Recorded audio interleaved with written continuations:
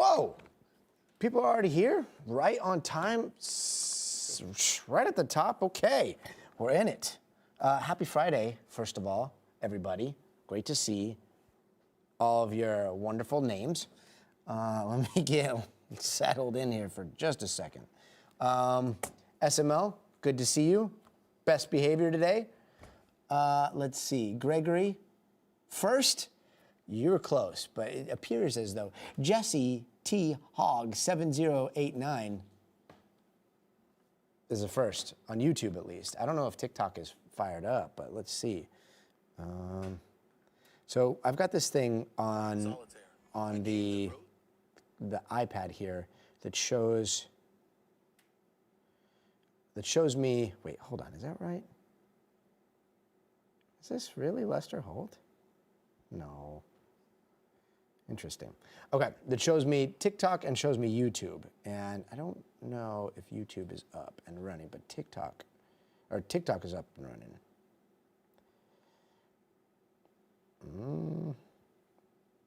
Sorry. This is all frozen out. What the heck? So, how's everybody's day? First of all, Kevin first. There we go. Hunter Burke. Hello, Hunter Burke. What up? Hey guys, it's Scotty Schwartz, and tonight, new cell phone video from the ICE officer who shot and killed Renee Nicole Good in Minneapolis, showing the moments right before he opened fire. Let's do this. Okay. How's the car? My day was it's pretty good. Sound from Sweden. We got Sweden in the house. Wow. And while that video is now being scrutinized, the tense relationship between Minnesota officials and the federal government continues, with one state official challenging Vice President Vance's claim that the ICE officer in question has absolute immunity. Plus, okay, any guesses to what we're starting with tonight? Hello, Frank Rodriguez. Happy Friday. Happy Friday. What's up, Caesar? Where's Lisa? Where is Lisa? Let's see. Nope. See, she's usually right there. But I'm flying solo, apparently. Lisa, can you hear me through the mic? The people don't want it. They don't care about the studio. They want to see the control room. They want to see what is up. Oh, yeah? Yeah, and guess who's nodding in agreement? Frickin' Mao and Big Mike over there. They're like, yeah, let's go. Oh, yeah? Lisa, get in here. People are wanting to say hi. Yeah, what? Okay, tell me.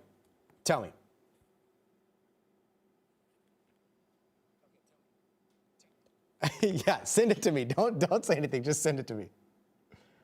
No, just send it to me. I want to see it. I want to see it straight. But yeah, get in here, because everyone is literally like, they don't want to see me. They want to see you. So jump in. All right, it's 4:49. 4:49 on the West Coast, which means it's 7:49 on the East Coast. And for us in news that are working on this show, this is a stressful time. This is the last 10 minutes before Stay Tuned goes on air for real. What you're seeing right now, this is just us hanging out.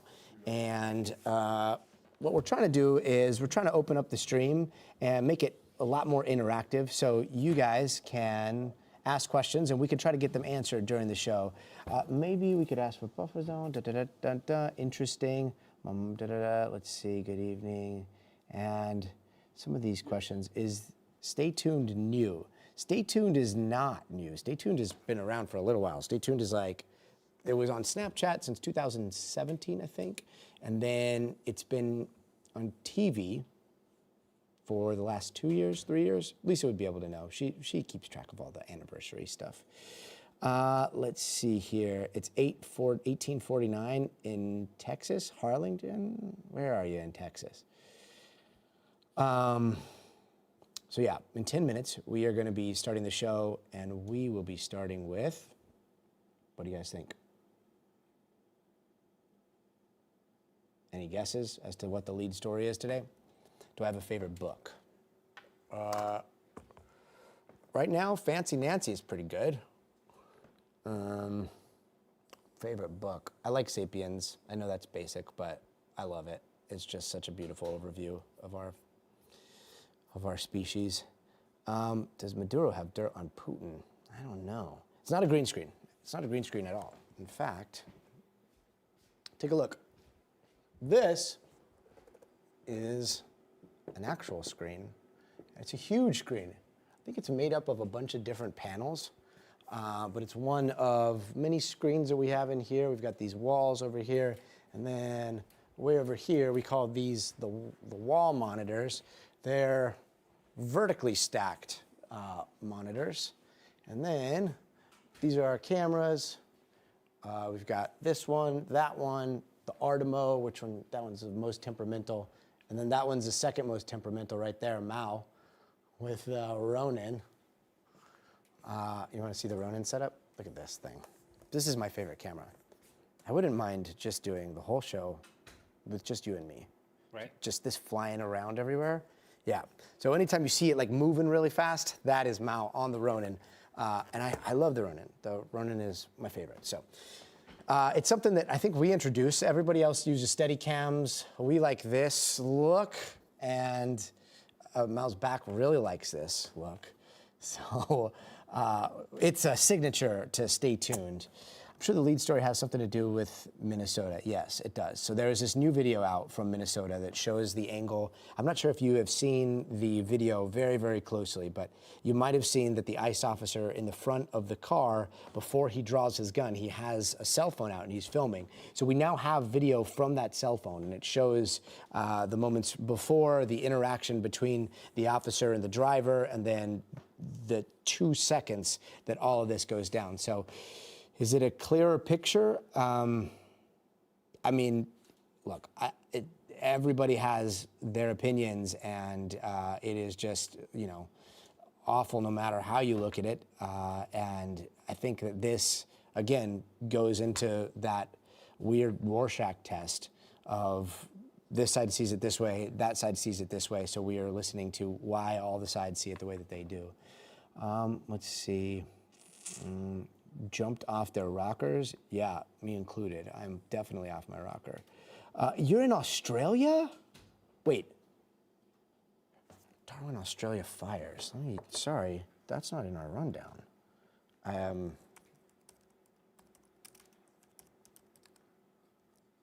Wow. Brush fires in Australia?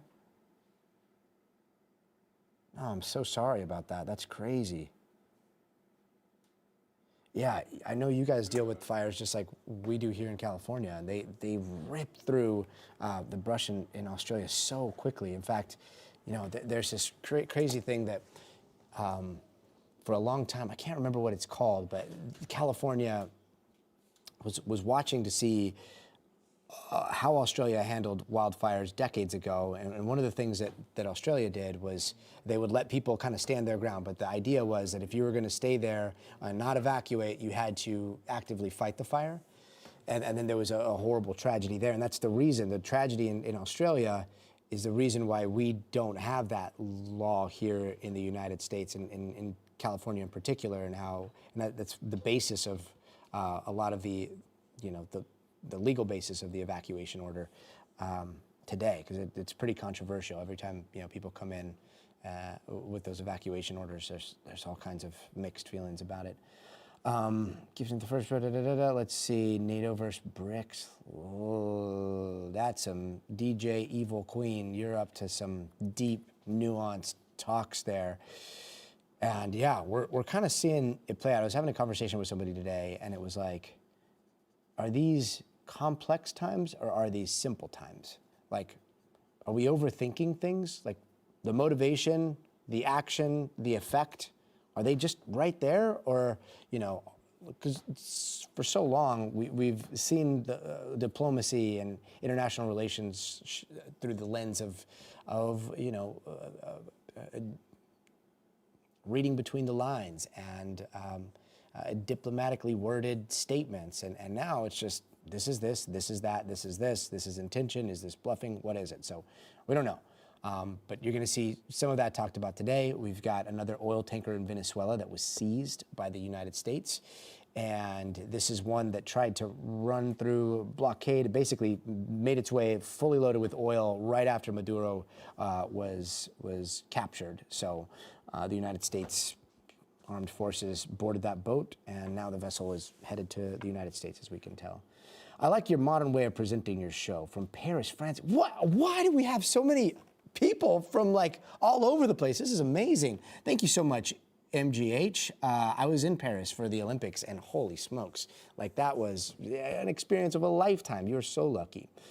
Let's see, petrodollar.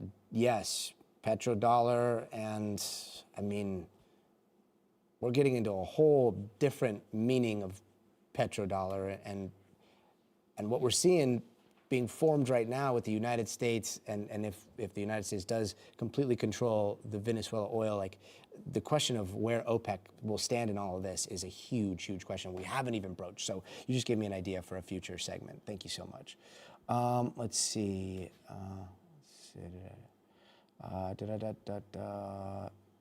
Gosh, you guys are firing off here. What would have happened if they would have defended their vessel from being, as you say, stolen?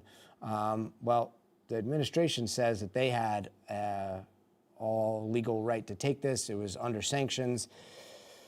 But that is a really good question. What would happen if one of these, I don't know, tried to defend itself against a couple of Black Hawk helicopters coming in and all these special forces guys fast roping down onto the deck?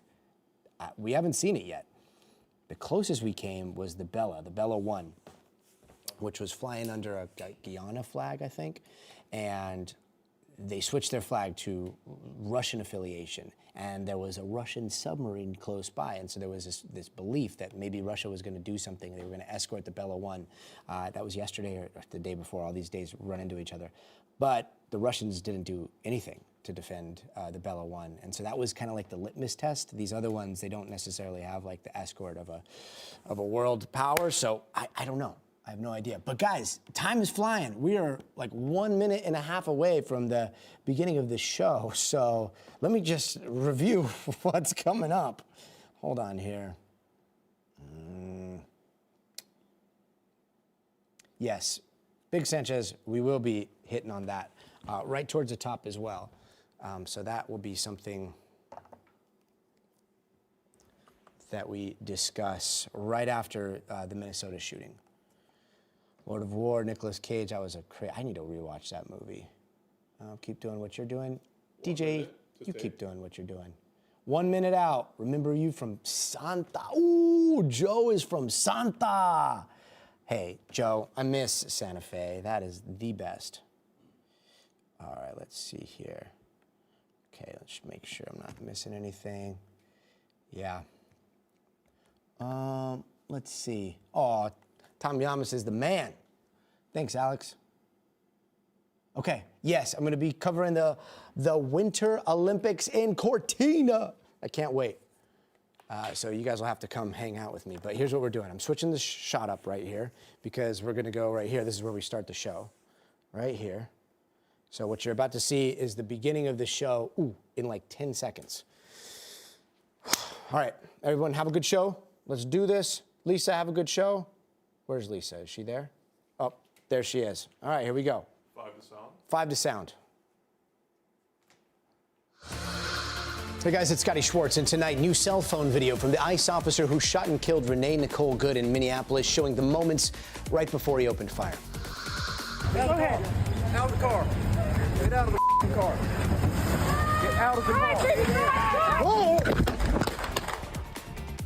And while that video is now being scrutinized, the tense relationship between Minnesota officials and the federal government continues, with one state official challenging Vice President Vance's claim that the ICE officer in question has absolute immunity.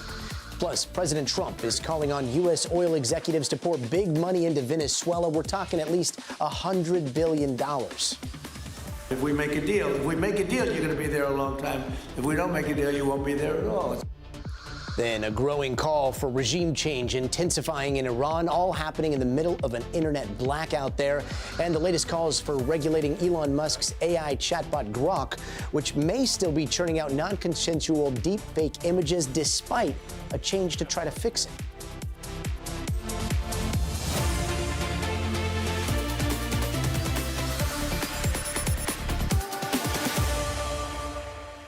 And breaking tonight, new cell phone video from the ICE officer involved in this week's deadly Minneapolis shooting obtained by NBC News, showing that crucial moment before and after the death of Renee Nicole Good. Now, fair warning, this is disturbing to watch. We're going to play the full clip with sound, and then we're going to slow it down.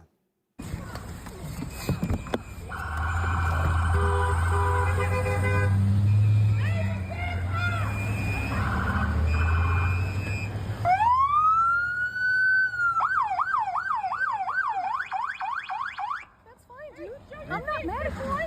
Show your face. I'm not mad at you. That's okay. We don't change our plates every morning, just so you know. It'll be the same plate when you come talk to us later. That's fine. U.S. citizen, former. You want to come at us? You want to come at us? I say go get yourself some lunch, big boy. Go ahead. Out of the car. Get out of the car. Get out of the car. Whoa!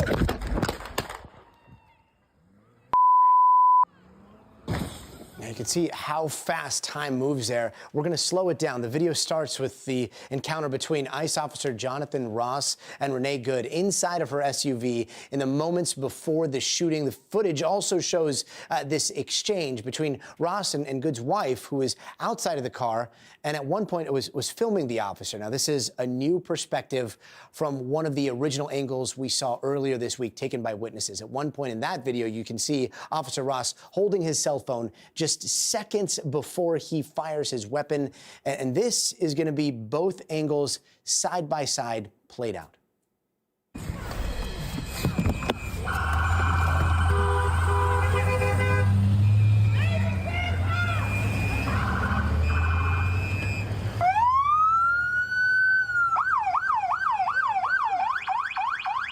That's fine, dude. I'm not mad at you. Show your face. I'm not mad at you. That's okay. We don't change our plates every morning, just so you know.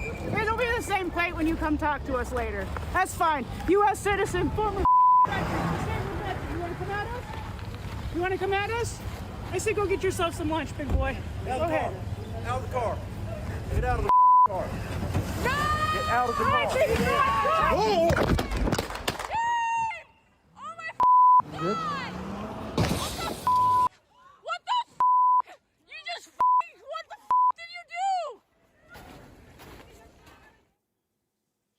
All of that combined with other videos has given us a little bit more of a complete picture as to what happened, but it's adding to the growing collection of videos that Minneapolis investigators say is all they have, because the FBI has shut them out, refusing to share physical evidence, including Good's SUV or the shell casings recovered from the scene. President Trump was asked earlier about the standoff between state and federal authorities over access to the investigation, and here's what he said.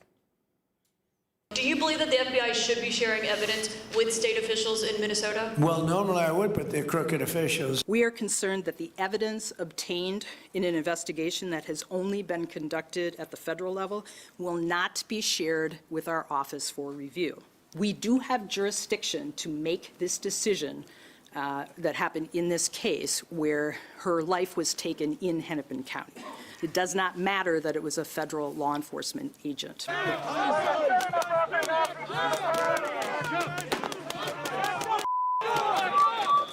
Meanwhile, there's more outrage in Minneapolis with some tense moments earlier between protesters and federal agents involving tear gas. And there are more demonstrations planned for this evening through the weekend. Maggie Vespa is there right now in the Twin Cities. Maggie, what have you been seeing throughout the day? I mean, Gotti, it's definitely had its flashpoints, that being one of them that you just showed. In case in point, we're standing right now outside of the local ICE headquarters here in St. Paul. It's about 20 minutes from the scene of the shooting. You can see, if we can kind of pan over here, we have this smaller group of protesters here. And about an hour ago, this group was larger, and we had another major clash. If we could roll that video, we had federal officers coming out of the local ICE headquarters here, coming out in helmets. A lot of them had goggles and face masks on. You can see it there. And at times, spraying the protesters, getting physical. There were, again, physical clashes between the two groups. And the backdrop of what was going on here was that we had what appear to be employees driving in and out of the gated area, the gated parking lot here at the ICE headquarters, and protesters were blocking some of them at that point. So federal officers came out prepared to push them back, and they did. And it really got forceful. It really got tense. And this is a huge concern, Gotti, going into the weekend, that these flashpoints will continue to happen, continue to build, and that the anger here in Minneapolis is really going to spill over. Authorities have told me they're worried in some tragic way. And kind of to that end, sort of adding to the concerns about this weekend, the Trump administration just in the last day or so sending more than 100 Customs and Border Protection officers to the area, saying they're here just for the weekend. So read into that what you will. Very likely seeming that they're here to kind of help try and quell the protests, which is only kind of adding to the anger on the side of the protesters. So definitely a powder keg here in the Twin Cities area, Gotti. Yeah, it sure is. Was there any reaction that you saw to the video that was played today? I mean, this new angle from the officer's perspective. What are protesters saying about that? It went through those crowds today like wildfire. I mean, you saw how quickly it was shared on social media. People were seeing it really quickly. We walked up to some people who had already watched it with those around them. We walked up to others, told them about it shortly after it was out, and said, if you want to watch it, we'll show it to you, just to get their reaction to it. Those who were comfortable, those who wanted to, watched it, or for those who had already, and then basically told us what their impression was, having seen this new firsthand look. And here's some of what we heard. We'll just play it.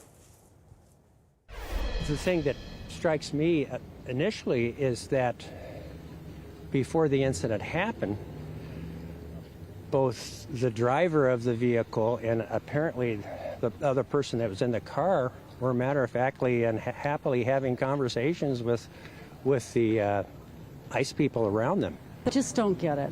I am never going to understand this. This is going to be hard to deal with for our city for a long, long time. And of course, you know, those takes on this, Gotti, coming in stark contrast and kind of what else is new in the wake of this tragedy. With the Trump administration's responses to the video, Vice President J.D. Vance immediately saying that it reflects well, basically, on the officer, on Jonathan Ross, and basically, to a degree, he didn't use this word, but basically exonerates him, showing that he was being harassed, showing that he believes the car was being used as a weapon against him. And then you have takes like that from people on the ground. So it's just another case, Gotti, tragically, of people looking at the same video and our country being so divided that they see very, very different things in this latest clip, too. Yeah, and that will likely continue. Maggie Vespa, thank you so much. I want to bring in NBC News law enforcement analyst Evie Pompouris and criminal defense attorney Jeremy Saland. Evie, I want to start off with you. And this new angle that we got today, it's a whole different perspective. We thought that we might see it down the road. It was surprising that we saw it so fast. But what do you see here? So you see an escalation happening. When you look at the use of force in law enforcement, there's something called the use of force continuum. It means how can I use force and at what point. So if you look at it from the very beginning, she's blocking the road. They're giving her verbal commands. The sirens are running. The lights are on. She's blocking. So those are verbal commands right there. That's actually part of the use of force. I'm giving you a command. You must follow it when it's law enforcement.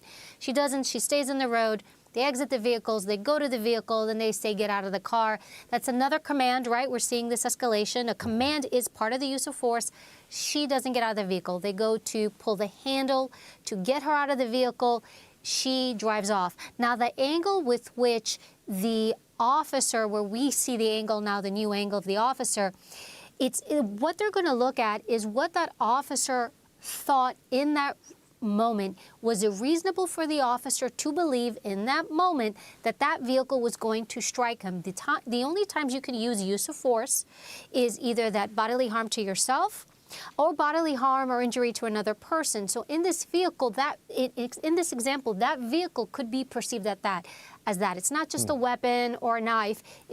It's a 3,000-pound vehicle that if you believe it's going to strike you, is it going to cause bodily harm? And these are the things that I see as the escalation and these things happening from an objective standpoint as law enforcement.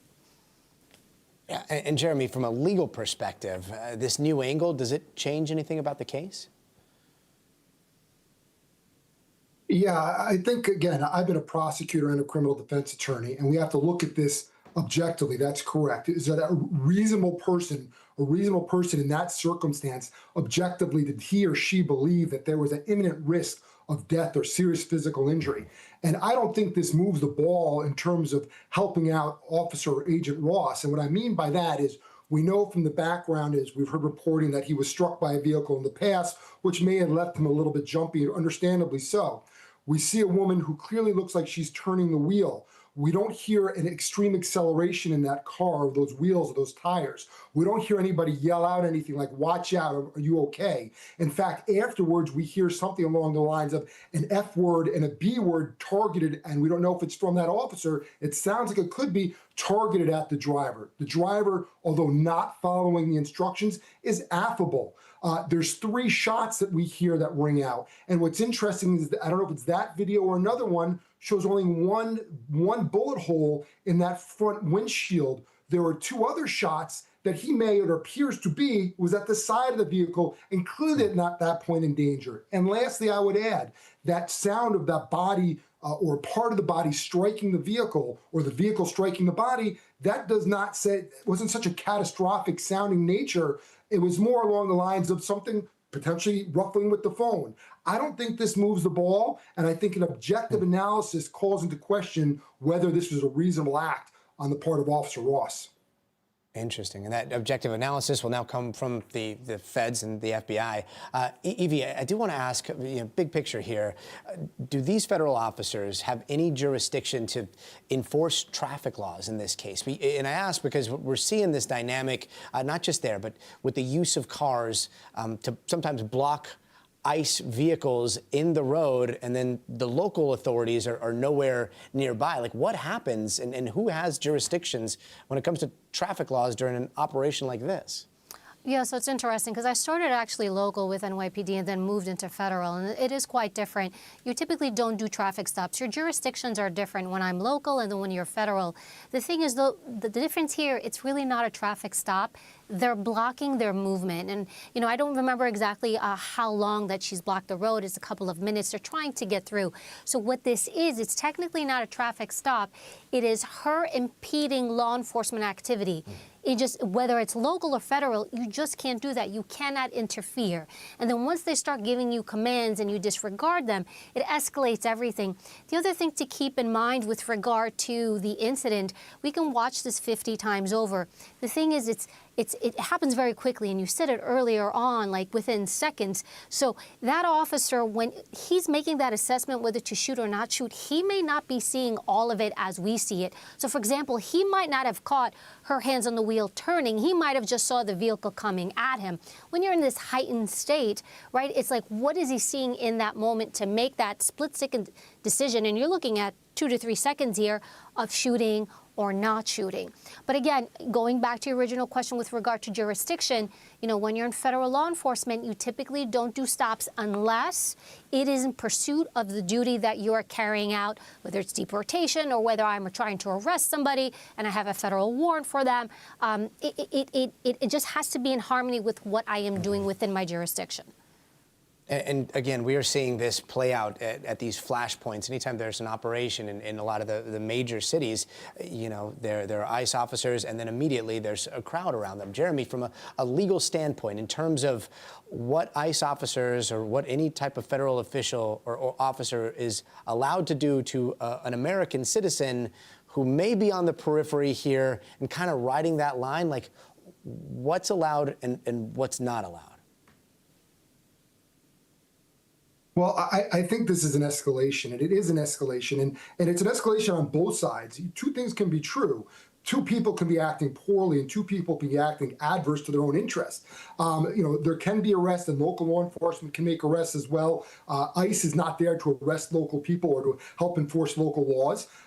But this is an escalation that likely was just improper on its face. Again, that officer firing that weapon should have been paying attention and being cognizant of every bullet fired and where it went, knowing that there's pedestrians, knowing you're in a residential neighborhood, knowing that there was a person on the other side of the vehicle. So, you know, unfortunately, this really was a cataclysmic collision of bad timing and bad events. Nobody wanted this homicide. No one wanted this woman to pass. But again, back to your initial question, you know, the officers could have theoretically arrested her for some sort of obstruction crime, but and she should not have fled. But it does not appear that this moves the ball from an objective analysis in that moment that this was a reasonable thing to do because there was an imminent risk of death to him at that time. Jeremy Salant and Evie Pomporis, really appreciate both of your perspectives. Thank you so much. Meanwhile, the city of Portland, they are also seeing protests after a Border Patrol agent opened fire on 2 people there who federal authorities called gang members. Now, federal authorities say that they weaponized their vehicle, and protesters say they want Border Patrol out of their city. They were doing a traffic stop, lawful traffic stop. They went up and identified themselves, and that driver sped off. And that agent used their training, their defensive tactics to protect themselves, the community, and their other fellow agents around them. But at no time should anyone use a 3,000 to 4,000 pound vehicle as a weapon. I'm just pissed off. I don't think Trump cares. I don't think his lackeys care what I think or what any of us think. I think they're trying to stir us up. Felt a pit in my stomach, just felt awful, and knew I had to double down a little bit on my solidarity. Dana Griffin joins us now from Portland. Dana, what are we learning about the 2 people that were shot yesterday? Yes, so Gotti, we heard from the Portland police chief, and at one point he was emotional during his press conference. They did some digging into the background of these 2 individuals that were shot during this targeted operation. And he says at one point he almost was afraid of some of this information coming out because of history and victim blaming. But he says in this case, a lot of the information that DHS released was actually true. Listen to what he told us about these 2 suspects. These 2 individuals are in stable condition. They are still hospitalized. They are in custody of the federal law enforcement, but grateful that they are appear to be on the road to recovery, and I'm grateful for that. They do have some nexus to involvement with TDA. We can confirm that.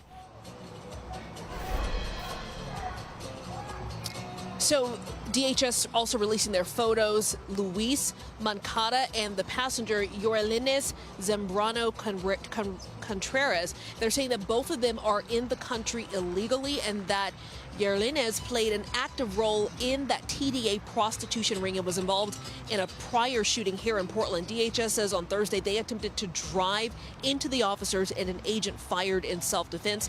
Now, overnight we have seen some heated protests in the city of Portland. Police say 6 people were actually arrested for disorderly conduct, and you've got law enforcement officials not law enforcement officials, but local Portland officials who were calling on the Trump administration to halt some of those ICE enforcement until an independent investigation into the shooting incident can be conducted. Gotti? And we know that in Minnesota, Dana, the feds have assumed entire control of the investigation, and there is a little bit of animosity in regards to the different jurisdictions. And yet, what we just heard from the locals there and the links to potentially Tren de Aragua here, does it seem like the feds and the local authorities may be working together a little bit on this one, or are things very separate in this investigation? So unlike the Minnesota investigation, where officials say they were completely iced out, that doesn't seem to be the case here in Portland. Officials say that they have been in contact with federal and state officials. Now, when it comes to how much information is being shared, that we do not know. And they've said just throughout the past several months, when it comes to these sort of ICE enforcement operations, they say sometimes they are tipped off, which is something you like to do when you're working in a shared jurisdiction. But he says a lot of times they are not tipped off, and in this operation they were not. So the hope is that they will be provided information and that they will be not necessarily a part of it, because Portland police was very adamant that they will not be investigating themselves, but maybe as far as the state, you've got the state attorney general saying that he is looking into this matter and will be willing to recommend charges if it's warranted. Gotti? Interesting. Dana Griffin, thank you so much. And now to Iran, where the calls to end the Islamic Republic are growing louder by the moment as the current regime is promising to crack down on demonstrations that have already turned deadly. Buses, ambulances, buildings have been set on fire, including 10 government buildings, dozens of homes that have burned so far, according to Tehran's mayor speaking to state media. Huge crowds in the city of Mashhad earlier, some shouting in support of the former Shah's dynasty, whose exiled son is now urging supporters to take to the streets. Videos like these are rare, as this nationwide blackout has cut off most Iranians from the internet for going on 24 hours now. And in a speech aired on state TV today, Iran's supreme leader said that the government would, quote, not back down, and that protesters were ruining their streets, quote, to just please the U.S. president. And the White House, at the White House, President Trump said this about a potential intervention. I've made the statement very strongly that if they start killing people like they have in the past, we will get involved. We'll be hitting them very hard where it hurts. And that doesn't mean boots on the ground, but it means hitting them very, very hard where it hurts. Meanwhile, human rights activists say at least 65 people have been killed and over 2,000 have been arrested over the last 13 days. The government has not released official numbers, but Richard Engel has more. First of all, Gotti, the internet blackout that Iran has imposed has been in many ways effective. It is very difficult to get information. My understanding is that the protests are continuing, that they are still big, that people are still out on the streets. Activists are claiming that there are now massacres taking place under the cover of this digital darkness. And we heard President Trump reiterate his threats that if the government takes action against the protesters, that he will take violent action against the Iranian government, that if the regime starts shooting, the U.S. will start shooting. But Iran is very different from Venezuela. It is in the Middle East. Its history is far more complex. It is further away. The regime is far more entrenched. Not saying that the regime is popular. Many people in Iran would love to see the end of the Islamic revolutionary government that has been in place since 1979. But it would not be an easy or quick operation. The Islamic system in Iran is deeply entrenched. It does have many supporters. It has an effective intelligence apparatus. And now that they have shut down the internet, they know how to act. The last two Iranian uprisings were both crushed. They were both stopped when the security forces cut off the internet. It made it almost impossible for people to communicate. It made it difficult for the activists to organize. It made it difficult for them to get their images and pictures out to the rest of the world. And very few images are now coming out of Iran. They're very difficult to verify. So this tactic that Iran is using, cutting the country off amid an uprising, has some benefits for the Iranian regime. We will see how this plays out. But so far, the Iranian government is on the ropes, is in a more dangerous situation than it has been certainly in many years. Yeah, it definitely seems that way. Richard Engel, thank you so much. And turning now to the latest in Venezuela and yet another U.S. seizure of an oil tanker in the Caribbean. This one is the Olena. You see it boarded by U.S. forces, fast roping down onto the deck. We understand that that boat was fully loaded with oil shortly after the operation to extract Nicolas Maduro and left Venezuela. DHS's Secretary Christine Nome says that this was a ghost fleet tanker ship suspected of carrying embargoed oil and trying to evade U.S. forces. This is the third tanker in just the last few days and just the last week that the United States has detained. 5 in total so far, and these seizures show no signs of slowing down. Earlier today, Trump said there is no need, though, for another attack in Venezuela. Listen to this. We were planning on a second wave, but the first wave was so powerful and so good and so strong.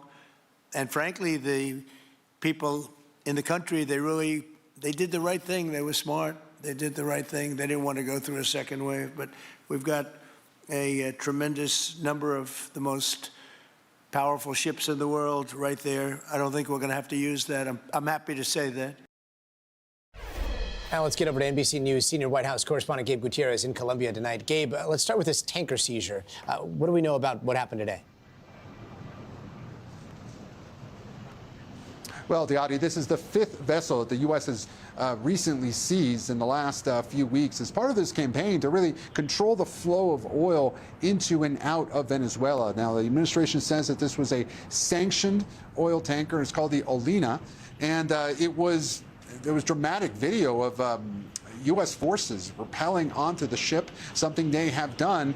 And really, this is part of the Trump administration saying that they will now control much of Venezuela's oil. Venezuela giving 30 to 50 million barrels of oil to the United States, which the White House says will be resold at market value. But again, the administration stressing that these are sanctioned ships that were, and this one in particular, seized overnight in the Caribbean, Gotti. And today we saw these reports of a U.S. delegation inside of Venezuela around the same time that Trump was talking about meeting with Venezuela's opposition leader, Maria Corina Machado, next week. Any insight into how the United States and how Trump might juggle these two competing power players?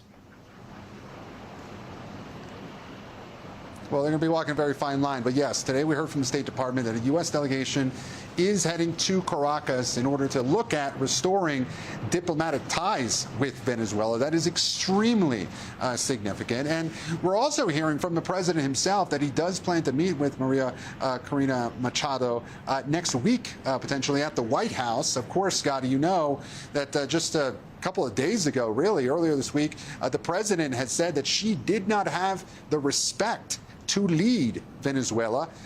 Essentially, the administration making the choice that it was the remaining members of the Maduro regime that were in a better position in order to do that. That was seen widely as a huge snub.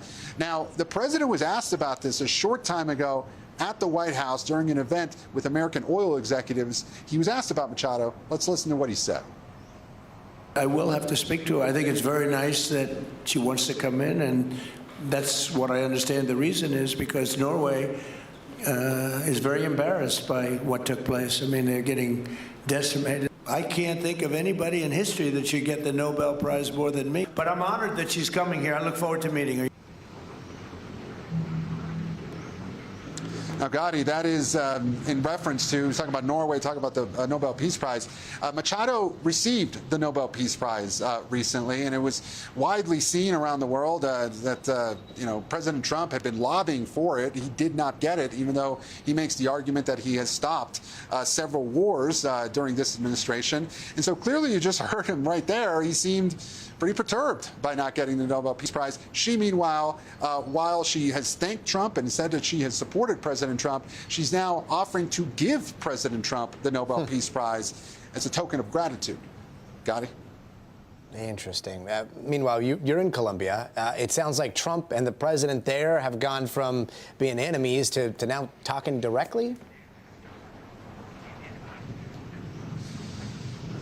They talked on Wednesday, Gotti, and you remember on Wednesday, that was when Gustavo Petro, the president of Colombia, he was set to hold those nationwide demonstrations to essentially protect Colombia's sovereignty. This came several days after this heated rhetoric from President Trump calling Petro a sick man who was responsible for selling cocaine in the United States, drug trafficking allegations that the Colombian government had repeatedly denied. But on Tuesday, then, Petro on social media said that Trump had a, quote, senile brain. Well, there was that back and forth, but according to a senior Colombian official, we understand that Colombia started reaching out to Republican members of Congress to try and mediate some sort of detente between the two leaders. And that's what set up that phone call on Wednesday.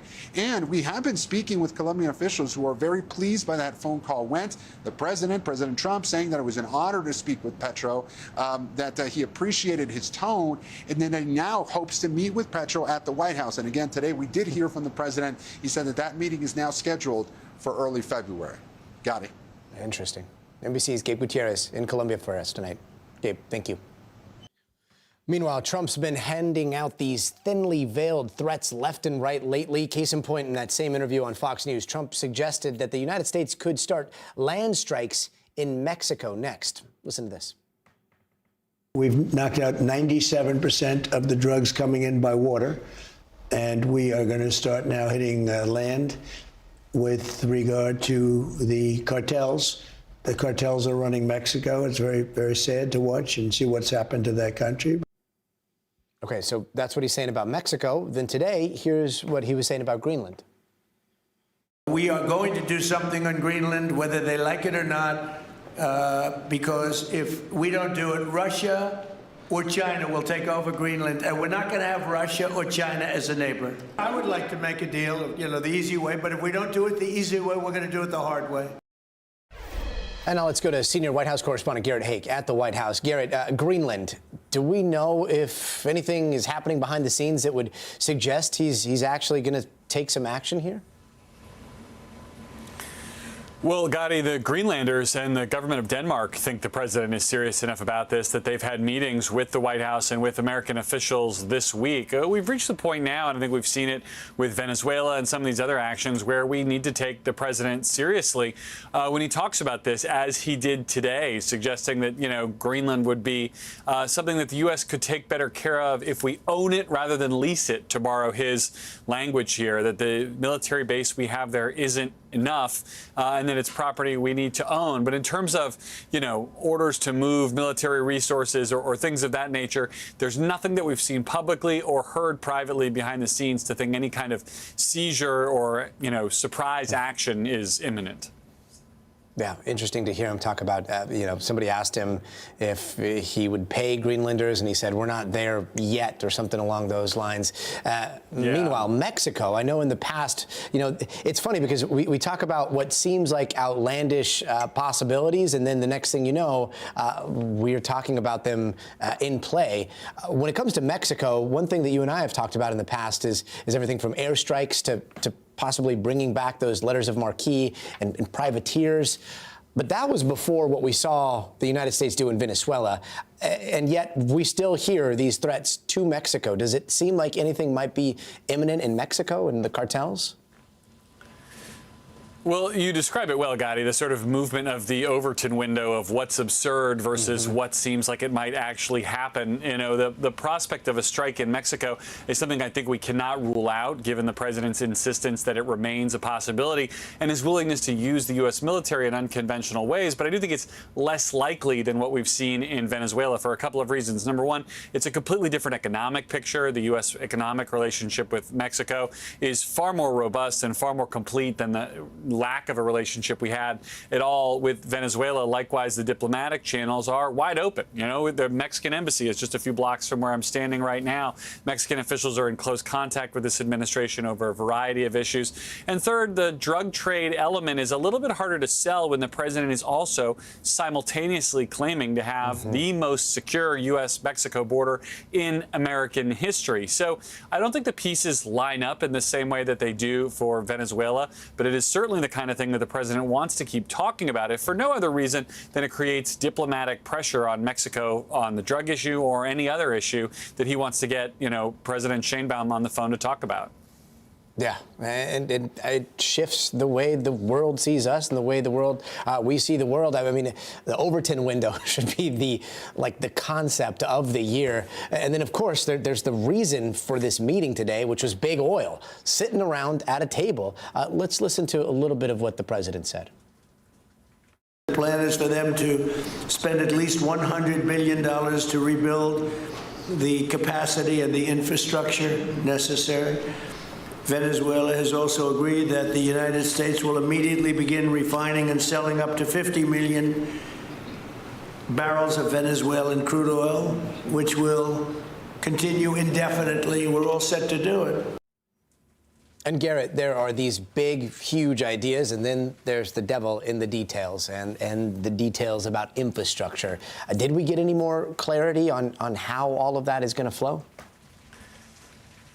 Not especially, Gotti, although I think what we did get is understanding that the president is committed to seeing this done. And being in that room today, there was kind of a difference between some of these smaller operators, people who might own smaller drilling or exploration companies, oil infrastructure companies who want to build the pipelines, who want to go, sink a well where they can, ideally on land, less so at sea where it's much more complicated and expensive. Some of those smaller players who were eager to get into the mix. And then you heard from folks like the head of ExxonMobil, who was much more circumspect about this, suggesting that there are still legal and regulatory issues at play here. The U.S. sanctions have not all been rolled back, making sure there's security guarantees for Americans who'd be working in what is still a pretty dangerous corner of the world, and also making sure it makes economic sense. Producing oil offshore in Venezuela is way more difficult and expensive than it is to do in so many other places around the world and around the U.S. Ironically, here you have a situation where the president's goals kind of work against each other. As he lowers oil and gas prices here in the United States, it makes less sense for these big producers to go spend a ton of their own money to develop more expensive oil in Venezuela. There was no real detailed discussion about how to solve that kind of basic economic paradox in at least the public portion of this meeting with executives today. Yeah, and yet there was one thing that I learned, and it was what a wildcat or a wildcatter was. I didn't know what the president was talking about, and then it turns out as a Texan, Gotti, this is very well known to me. Yeah. It does seem like they are pretty. He seems pretty confident that security is not going to be a factor, right? Yeah, I mean, look, he suggests that it won't be an issue, that these oil companies are used to working in dangerous places, and that's true. I mean, you've got people who've been drilling in Iraq, in Iran, or in Kurdistan, in Syria. I mean, some of the most dangerous corners of the world, suggesting that they would have the infrastructure, they would have the security personnel to take on an assignment like this. But again, I think you heard the oil companies be less willing to spend that money themselves. They would much rather work in Alaska, in the Gulf of Mexico, in places where they don't have to worry about cartels and other kind of security concerns, where they can do their work in relative safety. That's also part of the tension here. Yeah, Garrett Haake, our journalistic wildcatter at the White House. Garrett, thank you, man. I'll take it. And don't go anywhere. Up next, what we are learning after a Honduran lawmaker is hit by a homemade explosive device while doing a TV interview. Plus, the police chief investigating the murder of a dentist and his wife speaking out about where the search stands for the suspect. Stay tuned for that coming up.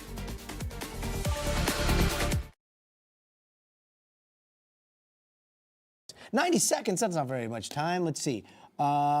Mods questions. I saw you guys asking about the mod stuff. Yeah, so my philosophy is like, let people talk, but just please be like respectful and kind to each other. And if you have something to say, like, think it out.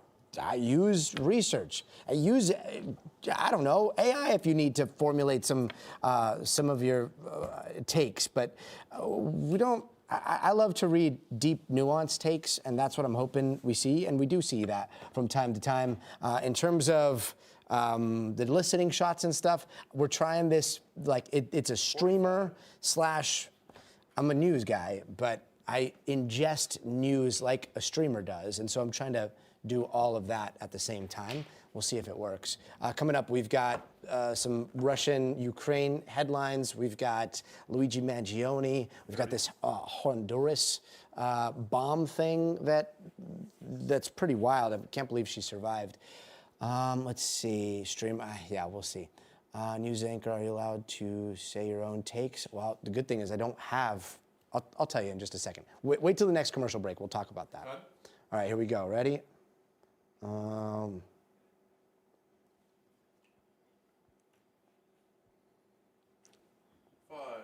4, 3.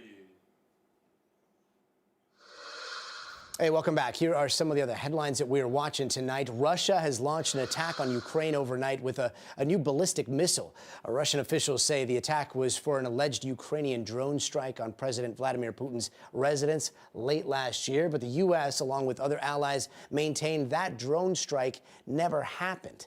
Ukrainian officials say the large-scale attack last night killed at least 4 people.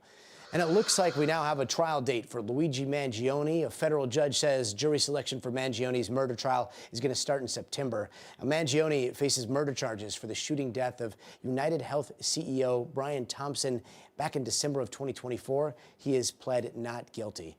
And there was this shocking moment of a lawmaker in Honduras. A man threw what appeared to be a bomb at her. That explosive went off right next to Aurora Lopez, causing injuries to her back. Right now, it's still unclear if the attack was specifically targeting Lopez, who is a representative with the country's National Party. And a Minnesota woman was killed in a shark attack in the U.S. Virgin Islands.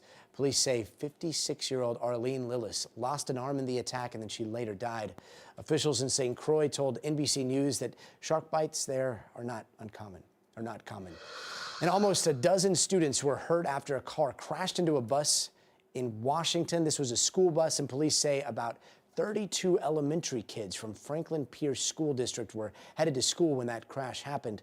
Police say 11 students were taken to the hospital, and the driver of the car was also treated for minor injuries. And out in Ohio, there are new details in the investigation of the couple found dead in their homes last week, but there is still no suspect. Erin McLaughlin reports. Tonight, police in Ohio still hunting for a suspect in the brutal murders of Spencer and Monique Tepe. We have received numerous tips as it relates to this case, but we do not have at this moment a suspect that we have identified. We're also learning new details about the police response in the hours following the double homicide. This newly released police body camera video from 9:15 that morning shows the first officer sent to do a wellness check on the Tepes, arriving at the wrong address. He did everything that he was supposed to do, knocked on the doors, checked the backyard, did all those things, but it was not the right location. Less than an hour later, a friend discovered Spencer shot dead on the upper level of the home. He appears dead. There's blood. Spencer and Monique's two children, ages 4 and 1, also inside the home unharmed. Police have indicated they believe the couple was murdered between 2 and 5 a.m. This is Columbus Police tell NBC News 2 mysterious 911 calls. One from April, traced to the area of the Tepes home and made by a woman police say isn't Monique. Do you need police, paramedics, or anything? No, I'm okay. The other from a home on the same block 11 days before the double homicide. What's the emergency? Somebody's knocking on my door. I think they're trying to get in. Are not connected to the ongoing murder investigation at this time. Tonight, the Tepes family remembering them as generous with kind hearts. Erin McLaughlin, NBC News. Erin, thank you. And coming up, backlash mounting against Grok after it seemed like it was limiting the ability to make AI sexual deepfakes, but users quickly found a loophole. The latest on the growing controversy coming up. All right. 2 minutes. Okay, we got a little bit more time this time. 2 minutes. SML. I did not do this on purpose. I don't like the 6-7 thing because I have kids, but it might accidentally happen. But SML, you're on thin ice. No spamming the chat. And that goes for anybody else, obviously, spamming the chat. Let's see, what else? We were talking about the way, what we're trying to do here and the way we're going about this. My perspective is this. I get to sit in this studio and get feeds from all across the world. And what you see a lot of streamers do is they get information and they're actually pulling from the mainstream, but they're pulling from the mainstream without a lot of the context that happens behind the scenes. I know what's going on with some of the ins and outs of gathering the news, what is true, what is false, what is not confirmed, what may be real, but it hasn't been confirmed. We get all of that. And so what I'm trying to do here is to just get as much information out as humanly possible. And that doesn't give me any time for takes.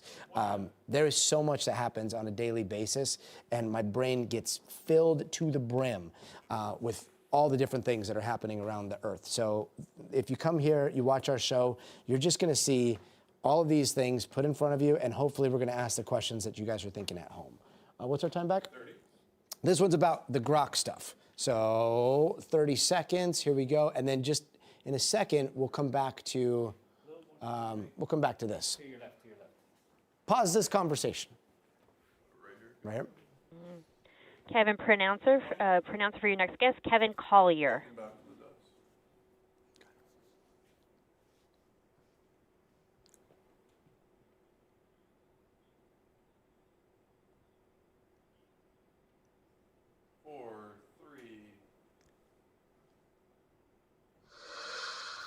Hey, welcome back. We've been talking a lot about Elon Musk's AI chatbot Grok and the hot water they've been in over the flood of these non-consensual, sexualized deep fakes that it's been generating. Well, now it looks like X is taking some steps to try to restrict Grok. If you look on X right now, it says you must be a paying customer to get the image generation reply bot. But if you go to Grok's standalone app or website or maybe even like the X tab, it seems like people can still use AI to do the same type of stuff. So joining us now is NBC News tech and cybersecurity reporter Kevin Collier, who has been all over this.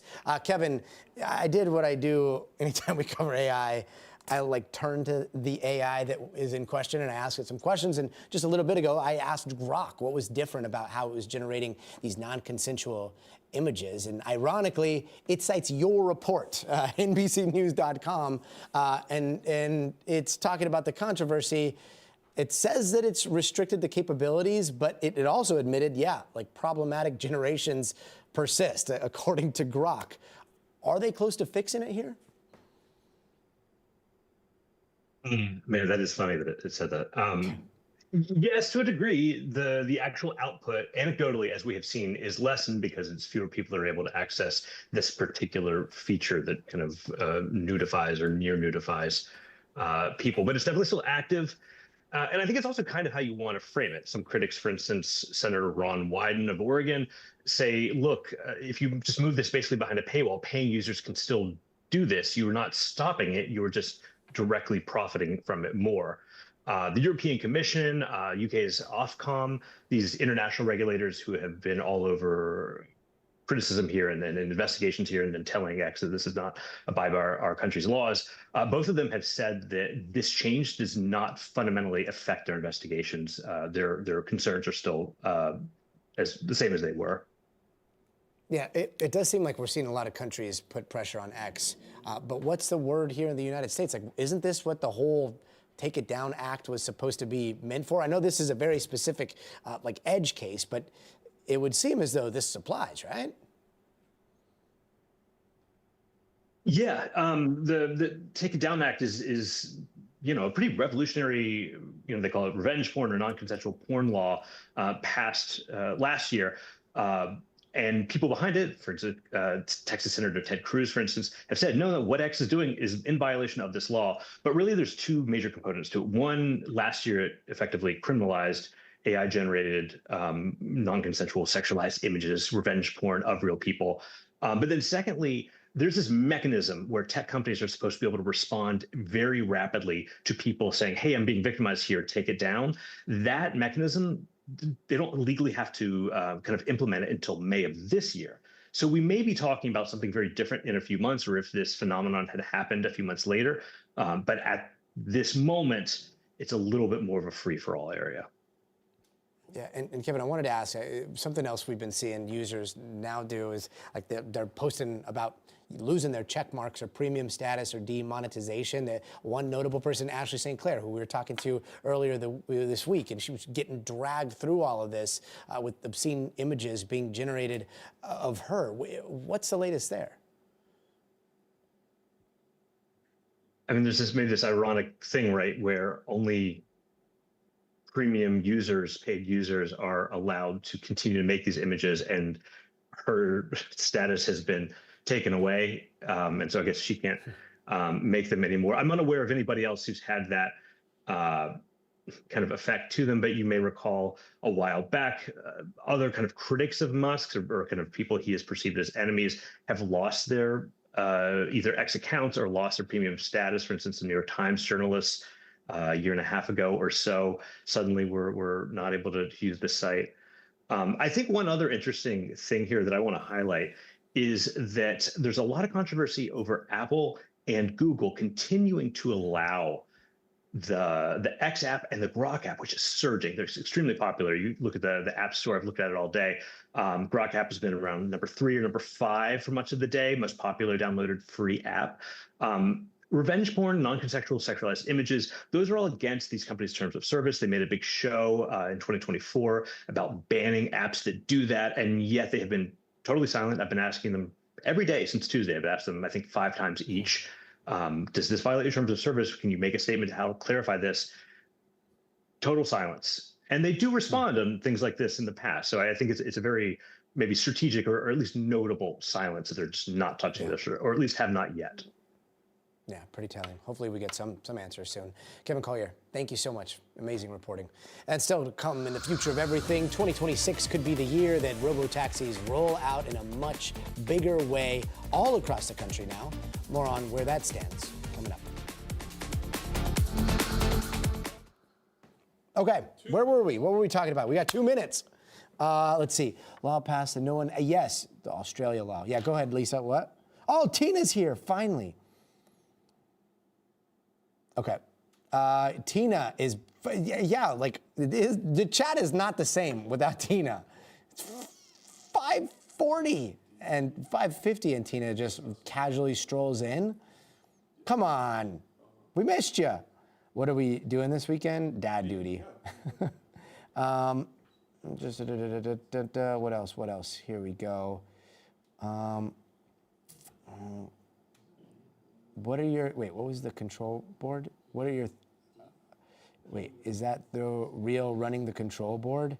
The control board, that's what they do over in the control room. It is magic, what happens over there. So one of these days we got to get more of these shots going. 1 minute to be.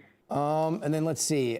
A great job, team. This format is so enjoyable. Is it too much? I mean, I love it because I'm able to do a lot of different things at the same time. And I don't know if you've noticed from watching the show. Yeah, I have that weird attention thing. So anytime I can flood my dopamine receptors with all the different information everywhere, I feel totally locked in.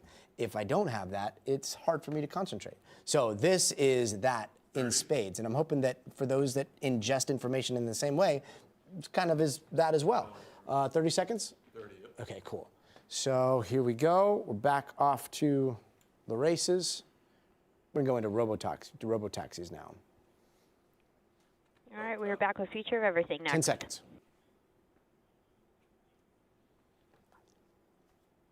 5, 4, 3 to animation.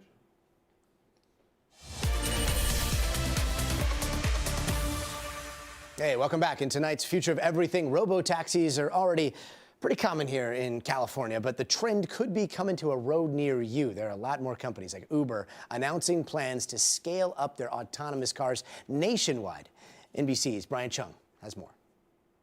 At the biggest tech conference of the year, it was autonomous vehicles driving the hype. Someday, 1 billion cars on a road will all be autonomous. As chipmaker NVIDIA announced a partnership with Mercedes to bring self-driving technology to your next car. But even for those not in the market for a new Mercedes, these companies are on the way this year, racing to take you from place to place. The biggest player by far, Waymo, already operational in 5 U.S. cities, with plans to expand to over 20 more here and abroad in 2026. But new players with big names are revving up. Nobody's ever built a vehicle with this kind of experience from scratch. As Uber teams up with carmaker Lucid and software company Nuro to debut a brand new robotaxi they're branding the first premium option. Tell me about what makes this vehicle so unique. This has actually been designed from the ground up to be a robotaxi experience, thinking about the wear and tear, legroom inside the cabins. The new vehicle will start roaming the streets of San Francisco this year. Uber telling us they're not behind in the game. Where do you see the competitive landscape right now? Whether you want a human driver or an autonomous vehicle, Uber wants to be able to be the network that makes that happen. Amazon backed Zoox, which we checked out last year. It looks like a carriage. Also planning an expansion from San Francisco and Vegas to Miami and Austin. This year, we're really going to be scaling that up and going commercial. We're not the first company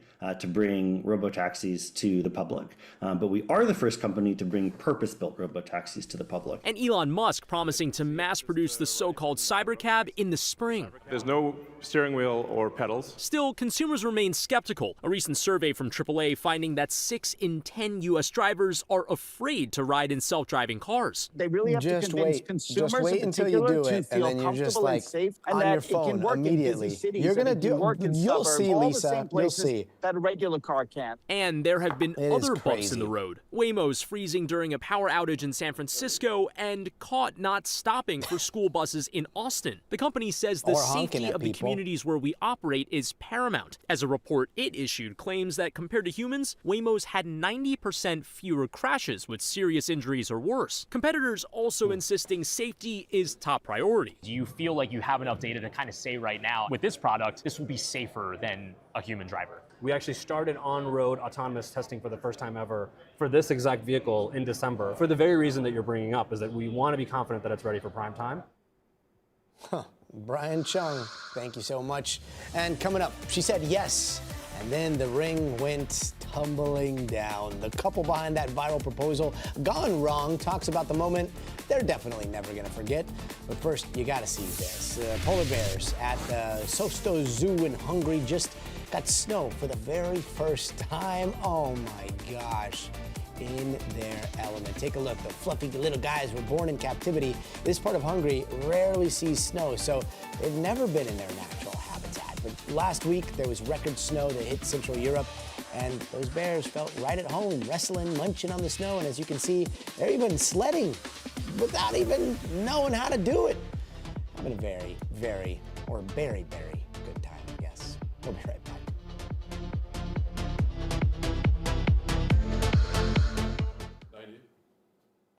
All right, 90 seconds. All right, were we? Yeah, same, me too. I would love that. All right, what's everybody talking about, Lise? Wait, where's the Lise punch up on this one? Me on the automatic driving cars thing, and are equally as freaked out about it. Dude, number one, I am not the best driver, so I can't wait till robots are a better driver than me. And number two, you realize how quickly we just take them and trust them. Once they work one time, then boom, you're off to the races. So you'll see. You're gonna do it when you come visit me in LA, and then you'll see. Robot cars, recipe for disaster. Yeah. Who's got a purple flower? Do you have a purple flower in your hair? Okay. No, so I have to give a shout out to what. So this right here is made by our TPM tonight in here, Cece. She makes these for us. Wow, Cece, where's mine? Do you want to put 60 seconds of joy for this package? Yeah, that's fine. Okay. It's a minute. So because otherwise the headset bothers us after a while. We'll use it. So that was made by Cece right back there. Wipe the hand, page one. I don't know if there you can see her waving. Sev Simply. I know you're loving the no ads thing. Yeah. Ideally, you'll be watching our show on the big TV and then this on the phone. 5, 4, 3. Hey, welcome back. A proposal can be one of the most exciting, most nerve-wracking moments of your life. And for one Michigan couple, that moment came with a little extra excitement and a story to last a lifetime. Trevor Van Camp had the ring ready for a picture-perfect proposal to his girlfriend, Danielle Jenkins, high atop a suspension bridge in Michigan. But seconds later,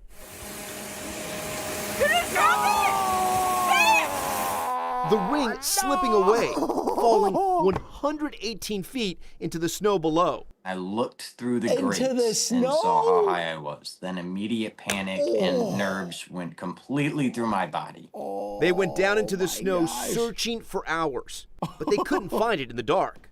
I reassured Trevor up and down that no matter what, I loved him. I was always going to say yes, and we would figure it out when we got home. She is a real one. That's when the mountain snowmaking supervisor stepped in, determined to find that ring.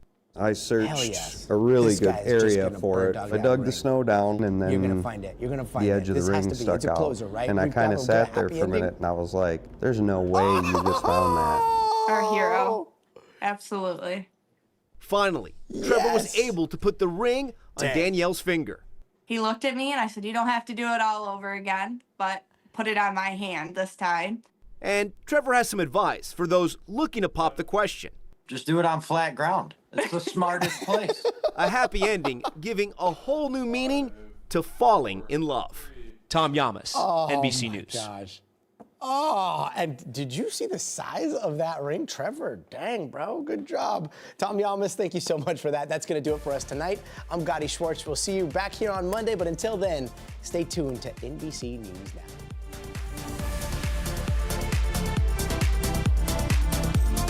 That was awesome. That was awesome, right? Wow. That was way better than, mine was a hot mess. All right, doctored version, 10 out of 10, 100 out of 100. Invite that guy to the wedding. Seriously, that was really beautiful. Okay, yes, we will be back Monday. Thank you guys so very much for spending. It was a long time. Those of you that stuck around for an hour, like that's so, I'm just so appreciative of your time. Thank you so much for watching. Tell your friends, but not too many of your friends, because we want this to be small. Like if the chat gets crazy, we can't have these conversations. So ideally it's small and intimate and just us here between friends. But yeah, this is Stay Tuned on TikTok and YouTube. And then you can also watch on all of your streaming devices. And then you can watch NBC News Now, which a lot of people